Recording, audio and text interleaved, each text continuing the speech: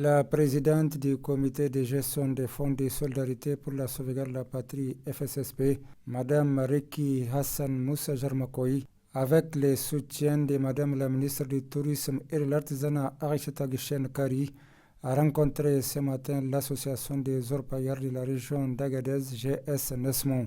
Cette rencontre vise un double objectif. Le premier, c'est de leur dire merci pour le soutien dont ils ont accompagné le Fonds de solidarité et en plus c'est de faire la réduction des comptes, de présenter les réalisations et l'utilisation des ressources mobilisées. Les échanges et discussions ont permis de renforcer la confiance entre les FSSP et les acteurs de l'orpaillage qui ont réaffirmé leur volonté de soutenir les actions de sauvegarde de la patrie et le développement national. C'est une visite qui nous voit droit au cœur dans la mesure où elle nous apporte beaucoup d'éclaircissements par rapport à l'utilisation du Fonds de solidarité national et ça nous conforte beaucoup dans notre position de contributeur effectivement à ce Fonds de solidarité. Compte tenu effectivement des échanges et des messages que nous avons ici, ça nous a rendu plus confiants dans le cadre effectivement de ce que nous avons l'habitude de faire, notamment la contribution à ce Fonds de solidarité. La présidente du comité nous a édifié par rapport à l'utilisation qui en est faite